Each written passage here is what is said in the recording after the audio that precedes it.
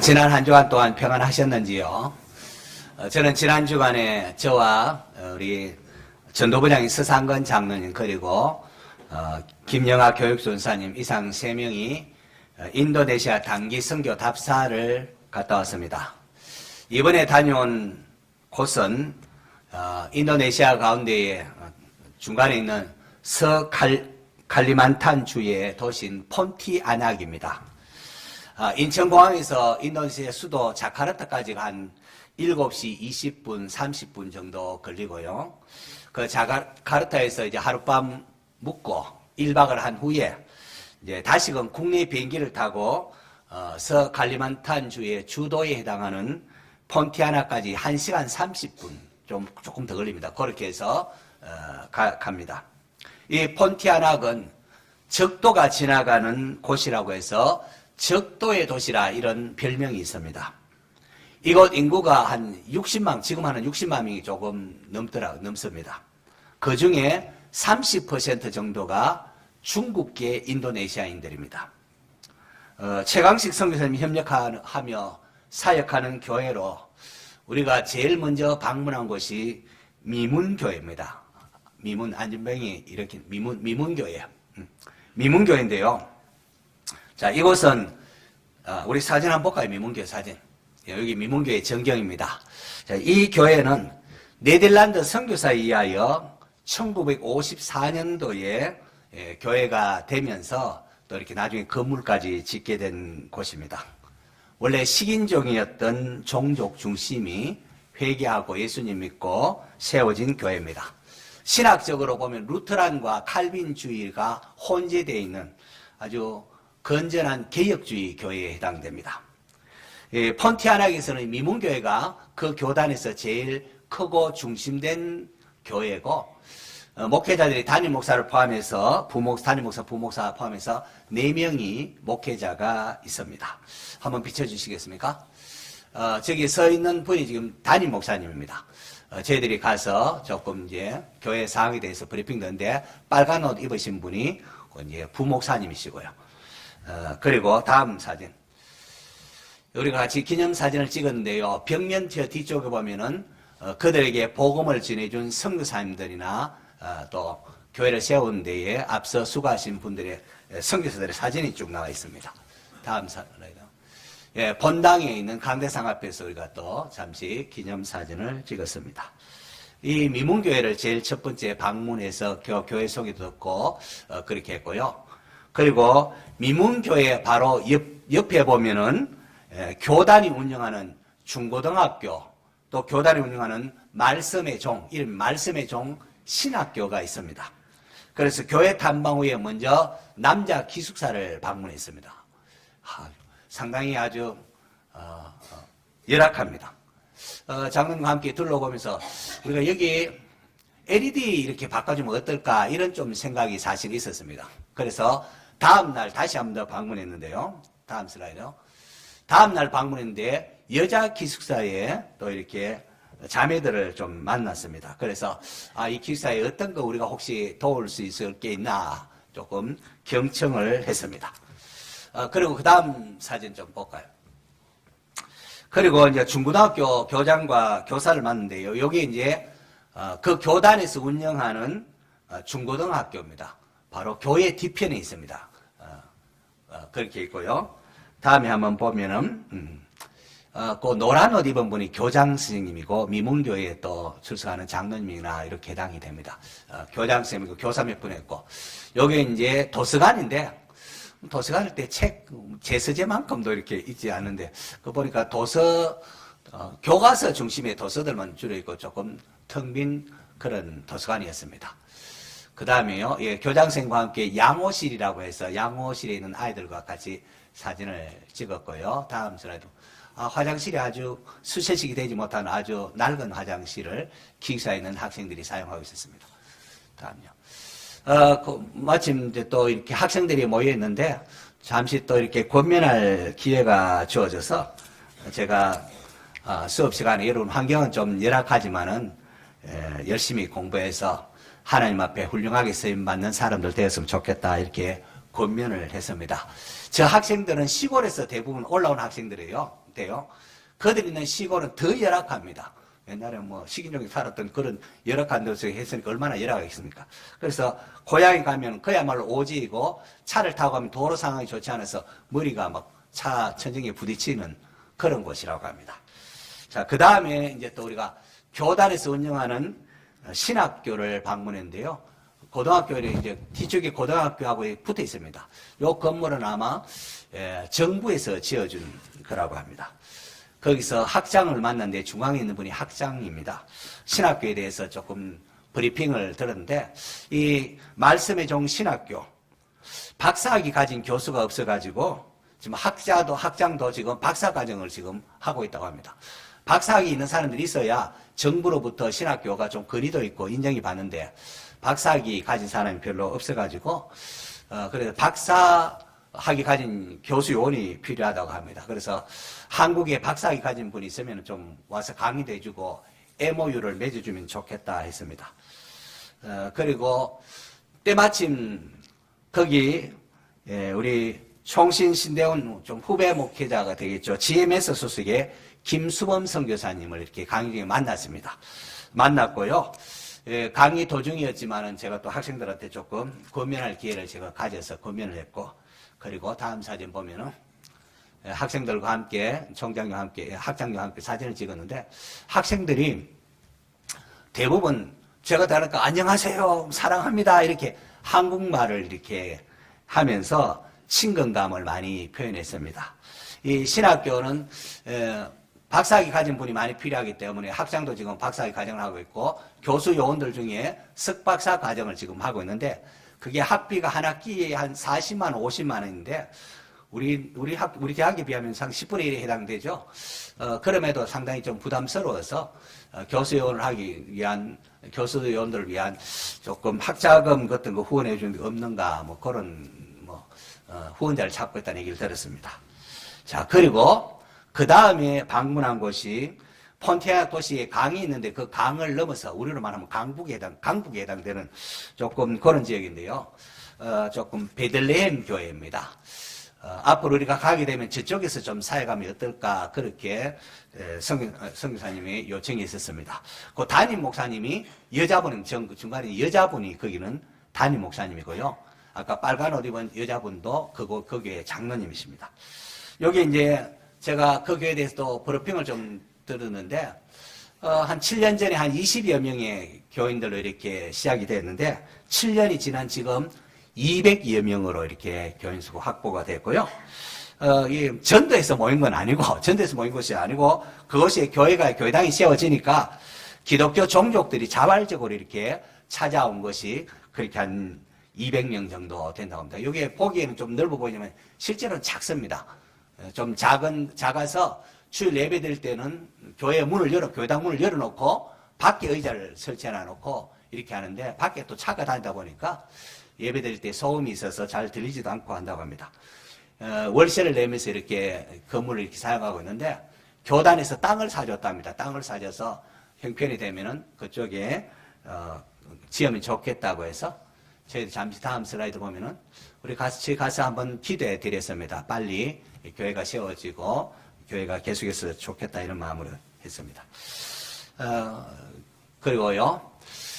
적도가 지나가는 곳이라 해서 적도 기념탑이 있습니다. 폰티아나의 적도를 기념하기 위해 기념탑이 있는데 거기에 기념사진을 찍고 다음 슬라이드 보면은 계란이 이렇게 세워집니다. 계란을 이렇게 세워보면은 우리 평지의 계란은 우리 지역 이런 위도가 다른 데는 세워지지 않는 적도에는 이렇게 하니까 세워지더라고요. 저도 장로님도 다 성공을 했습니다.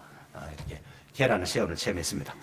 그리고 마지막으로 방문한 곳이 최강식 선교사님 직접 도로에 나가서 길가에 가서 전도해서 예수님 믿기로 하고 했는데 이런 노숙자들이 귀가할 수 있는 집을 이렇게 세를 했다고 합니다. 한 달에 5만 원에서 60만 원 1년치를 지금 저 집을 렌트해서 노숙자에서 말씀에서 예수 믿는 사람들 거기서 선교사님이 가르치고 제자 훈련을 시킨다고 합니다.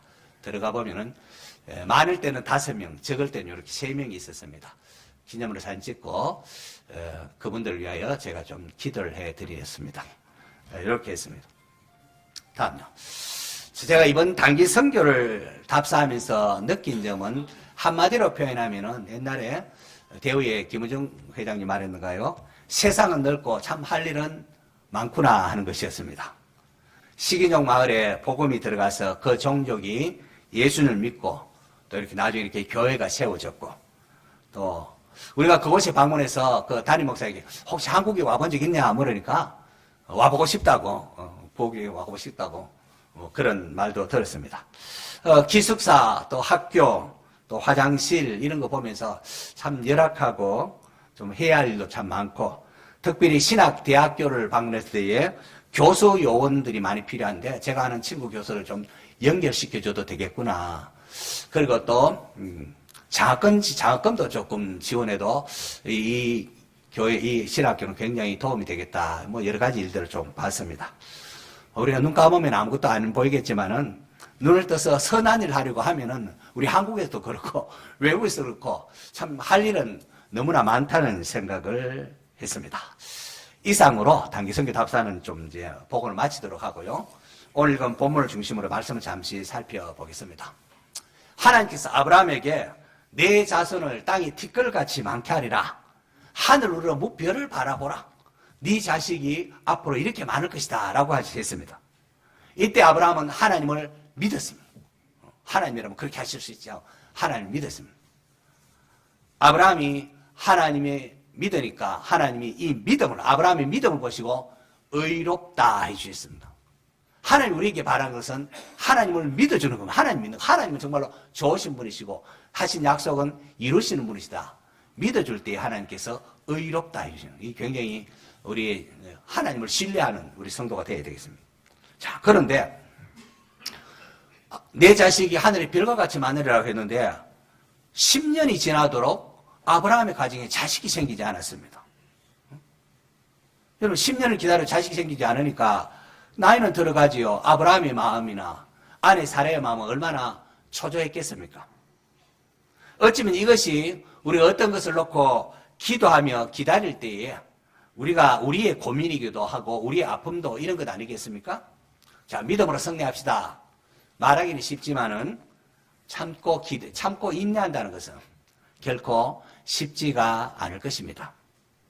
오늘 본문은 기다리다가 나중에 아브라함과 사레가 행한 내용이 나옵니다. 자, 창세기 16장 2절 스크린 보면서 같이 한번 읽습니다. 시작.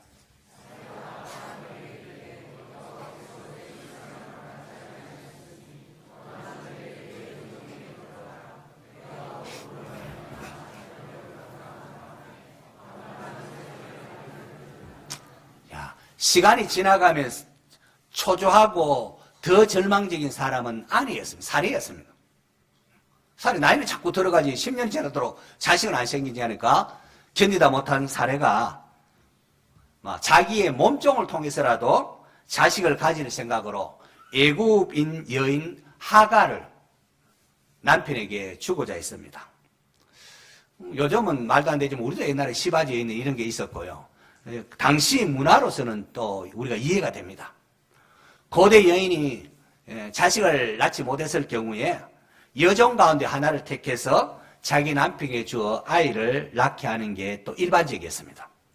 그럴 경우에 고대 함무라비 법전 일에 보면은 법적 거리는 여종이 낳았다고 해서 여종의 자식이 되는 것이 아니라 아내에게 그 여종의 주인에게 법적인 거리가 있다고 합니다. 그래서 사례는 이 관습에 따라 사회적 관습에 따라서 여종을 통해서라도 아이를 가지려고 했던 거죠. 사례의 제안에 대해서 아브라함이 어떻게 해야 합니까? 아내가 이런 말을 하면은 아브라함은 어떻게 했어야 합니까? 목사 늘 설교하는 게 이거 아닙니까? 먼저 어떻게 되죠? 그렇죠. 먼저 하나님께 묻고 행해야 되죠. 묻고 행해야 됩니다. 하지만 아브라함은 그냥 사례의 말을 덥석 받아들입니다. 그 제안을 받아들입니다. 그래서 창세기 16장 아까 읽은 2절 하반절을 보면은 아브라함이 사례의 말을 들으니라. 하나님, 제 아내가 막 견디지 못해서 첩을 통해서라도 이 자식 같이 가져가는데 어떻게 하면 좋을까요? 하나님 앞에 일단 물어야 되는데 그게 아니고 자식이 안 신고하니까 아내가 그러니까 아니 뭐 그렇게 하지 뭐 하고 이래서 사례의 말을 들었습니다. 아브라함이 사례의 말을 들으니라. 이 표현은 창세기 3장에 나오는 하나님께서 아담에게 네가 내 아내의 말을 듣고 내가 내게 먹지 말라 한 나무의 열매를 먹어선저 네가 네 아내의 말을 듣고 이 표현과 같습니다. 아담이 아내 하와의 말을 듣고 이렇게 선악과를 따먹은 이 표현과 아브라함이 사례의 말을 들었다는 이 표현이 똑같다는 거 굉장히 시사하는 바가 있지 않습니까? 먼저 하나님께 묻고 행하는 것, 이 단순한 것 같지만은 굉장히 중요한 믿음의 행위입니다. 어떤 일을 행할 때 반드시 먼저 하나님 앞에 묻고 행하시기 바랍니다. 먼저 하나님 어떻게 할까요? 하고 나는 이 단기성교를 갔다 왔는데 이 상황이 이렇습니다. 우리가 어떻게 할까요? 이 또 기도하고 먼저 물어보고 진행하는 것이 옳다 생각을 합니다. 여러분, 예나 지금이나 아내가 남편에게 다른 여자를 통하여 이렇게 한다는 게 이게 좋았겠습니까? 그렇지만 사례는 자신의 몸은 지금 자꾸 늙어가고 10년이 지나 아이가 생기지 않습니다. 자식을 기다리는 남편 보니까 미안하기도 하고 이렇게라도 해서 자식을 가져야 되겠다는 것, 아마 자신의 책임이라고 생각했습니다. 자, 이런 점에서 사례는 아브라함에게 자식을 안겨주기 위하여 자기 자신이 좀 참고 희생을 하고 헌신을 했다, 그렇게 생각을 했습니다. 드디어 이 결실이 맺힙니다. 아브라함이 하갈과 동침한 후에 얼마 지나지 않아서 하갈이 임신을 하게 됩니다. 아브라함의 가정에 경사가 아닐 수가 없습니다. 경사가 난 겁니다. 이제 드디어 아기를 낳게 되는구나. 그런데 이게 무슨 일입니까? 하갈이 아브라함의 아이를 임신하게 되자 여주인 사례에 대한 태도가 달라집니다. 평소에는 여주인을 우러러만 보고 사례가 말하면 네 하고 이렇게 순종하던 하갈이었는데 막상 아브라함이 아이를 임신하고 보니까 이 사례가 나보다 못한 게 있네 이런 생각이 듭니다. 나는 이렇게 임신하는데 여주인이 임신도 못하는구나 이런 마음이 들었습니다. 그래서 예전에는 사례의 말이라면 고분고분 순종했건만은 아브라함이 아이를 임신하게 되자 사례가 이래라 저래라 하게 돼서 못마땅하게 이렇게 말도 하고 말도 잘 듣지 않고 불순하게 행동을 합니다. 우리가 아는 사례는 남편을 주로 섬길 만큼 정숙한 여인입니다. 하지만 자식이 못 낳는다고 무시하는 몸종 하갈의 그 멸시는 참을 수가 없었습니다. 사람마다 약한 부분이, 어떤 사람은 돈만 걸리면 못 참는 사람이 있고 어떤 사람은 또 뭐 다른 거 걸리면 못 참는 게 있는데 사례에게 있어서는 이 불임이 아킬레스건이, 그것만 건드리면 그건 못 참는 겁니다. 사례가 아브라함에게 화를 내면서 내가 당신을 위하여 내 몸쪽까지 주면서 희생했는데 내가 왜 이 멸시를 받아야 합니까? 멸시를 받으려고 하면은 몸쪽을 취한 당신이 받아야 되지 않겠습니까? 이 문제를 하나님과 나 사이에서 여호와께서 판단하시기를 원한다, 그렇게 합니다. 이러한 사례의 불만 앞에 아브라함은 어떻게 해야 합니까? 아브라함은 어떻게 해야 됩니까? 하나님께 묻고, 하나님, 아내가 이렇게 지금 불평하고 있는데 이럴 때 어떻게 해야 됩니까? 이렇게 묻고 행해야 되는데요. 그 사례가 막 바가지를 꺾고 걱정하니까 아브라함이 어떻게 하는 거니까, 거대 여종이니까 아마 거대에서 알아서 하시오 하고 모든 책임을 사례에게 이렇게 전가합니다. 그러자 사례가 하갈을 막 학대합니다. 물도 또 오라고 자꾸 이렇게 좀 학대를 합니다. 거기에 대해서 아브라함은 어떤 것도 이제 개입하지 않습니다. 그러자 철부지 여종 하갈이 여주인의 학대를 받자 그냥 집을 나가버립니다. 하갈의 가출로 말미암아 평소 그래도 경건한 족장이 집안을 알고 있는 아브라함의 가정꼴이 말이 아니게 되었습니다. 이 풍비박산의 위기에 처한 아브라함의 가정을 위하여 하나님께서 개입하십니다. 하갈이 무작정 집을 나가서 광야로 도망쳐 나왔지만은 막상 나오고 나니까 먹고 살아갈 일이 막막하지 않았겠습니까? 바로 그때 여호와의 사자가 하갈을 만나 주십니다. 여호와의 사자라고 했지만은 사실은 하나님이었습니다. 하나님께서 광야 샘물 곁에 갈 수 있는 대로 물 곁에 이렇게 와 있는 하갈을 만나시며 묻습니다. 자, 창세기 16장 8절 스크린 보면서 같이 한번 읽습니다. 시작.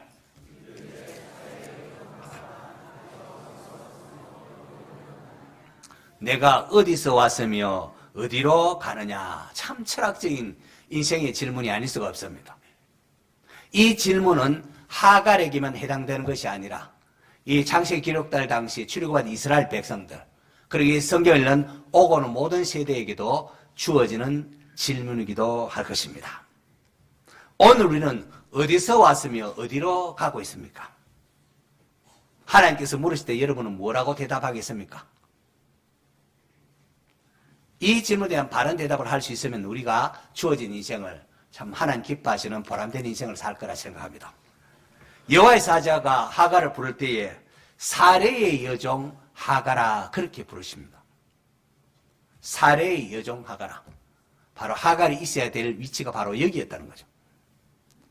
나는 내 여주인 사레를 피하여 도망하나이다 라는 하갈을 향하여 하나님께서 내 여주인에게로 돌아가서 그 수하에 복종하라 라고 하십니다. 하나님께서는 하갈에게 자신에게 주어진 자리에 가서 충성할 것을 명령하셨습니다. 여러분, 누구는 주인으로 태어나고 누구는 태어나고 종으로 태어난 것, 우리가 이게 말이 됩니까? 우리가 하소연할 수 있어요. 아니 누구는 종으로 태어나고 누구는 주인으로 태어납니까? 누구는 부잣집에 태어나서 경제적인 풍요를 누리고 누구는 가난한 집에 태어나서 먹고 사는 문제도 허덕이고 그렇게 되는 것. 여러분 어떻게 생각하십니까? 우리 가운데 모두가 다 환경적으로 다 다릅니다. 여호와의 사자는 하갈에게 여주인 사레에게 돌아가 복종하라 하시면서 이런 약속을 하십니다. 내가 내 씨를 크게 번성하여 그 수가 많아 셀 수가 없게 하리라. 어디서 들어본 말씀 같지 않습니까? 하나님께서 아브라함에게 말씀에 순종하면 그렇게 해주겠다 한 약속 아닙니까? 하나님께서 아브라함에게 하셨던 동일한 말씀을 지금 하갈에게 말씀하고 있습니다. 하갈아, 네가 그렇게 순종하면 내가 축복하겠다 말씀을. 그리고는 하갈을 위로하시면서 내가 임신하였은즉 아들을 낳을 텐데 그 이름을 이스마엘이라 하라. 이는 여호와께서 내 고통을 들으셨음이니라고 하십니다. 여기서 하갈은 감격을 합니다. 아무도 자기와 같은 여종에게 관심이 없는 줄 알았습니다. 여주인 사례는 자기를 학대하지요. 거기에 대해서 자기 아이를 임신한 아브라함도 여기에 개입도 안 하고 변론도 안 해주고 그냥 버려두지요. 나는 아무도 돌보는 사람이 없구나 생각을 했습니다. 그런데 창조주요 만왕이왕이신 하나님께서 하갈에게 관심을 가지고 계신다는 것을 깨달은 겁니다. 하나님께서는 주인 아브라함과 여주인 사레의 하나님만이 아니라 미천한 신분의 종인 하갈 나의 하나님이기도 하다는 것을 깨달은 거죠. 하나님께서는 여종으로 살아가는 하갈의 고통을 들으셨다고 합니다. 내가 네 고통을 보고 듣고 있다고 하십니다. 그리고는 돌아가서 여주인 사레에게 순종할 때에 복을 주겠다라고 합니다. 이게 여러분 굉장히 중요한 신앙의 문제입니다. 우리 각자가 주어진 환경은 다 다릅니다. 뭐 생긴 것도 다르고 부모도 다르고 자식도 다르고 다 다릅니다.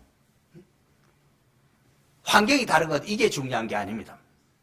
우리가 주인으로 태어났든지 종으로 태어났든지 어느 시대에 태어났든지 내가 처해 있는 바로 그곳에서 충실히 하나님의 말씀대로 순종하는 삶을 사는 것 이게 중요하다.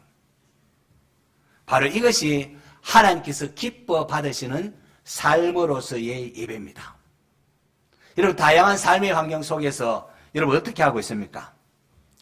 우리 각자가 부르신 그곳에서 하나님을 예배하는 자가 되어야 합니다. 하나님 무질서의 하나님이 아니라 화평의 하나님이십니다. 하나님께 정한 질서를 존중히 여기는 자가 되셔야 됩니다. 보면은 어떤 사람은 자신의 직분 가지고 막 상대방을 막 이렇게 억압하는 건데 그게 잘못된 거죠. 또 반대로 내 직분을 무시하고 함부로 행동해서도 안 되는 겁니다. 다른 사람이 나를 어떻게 대하든지 간에 하나님 앞에서 나의 자리를 지키는 것이 중요합니다. 가령 부모가 어떠하든지 간에 부모가 어떤 많이 배웠고 교양이 있고 또 어떤 사람 그렇지 못하고 또 천박해 보이기도 하고 그럴 겁니다. 부모가 어떠하든지 간에 자식은 부모를 공경해야 됩니다. 그리고 주 안에서 예수님 안에서 순종해야 됩니다.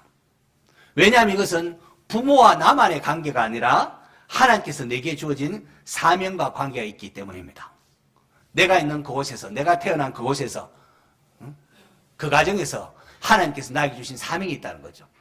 우리가 대한민국에 태어나고 이 시대에 태어난 것 이곳에서 우리 각자에게 주어진 하나님께서 주신 사명이 있다는 거죠.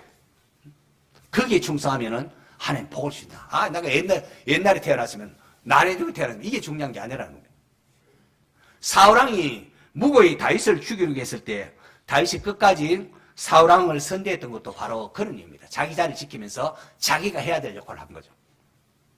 사울이 자기에게 어떻게 대하든지 간에 사울은 하나님의 기름 부은 왕이기 때문에 다윗은 신하로서 자기의 위치를 지켰던 겁니다.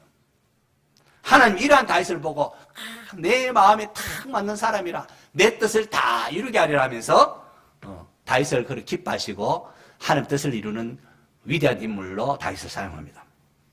하갈은 하나님과 이 만남을 통하여 새로운 사람으로 변화됩니다.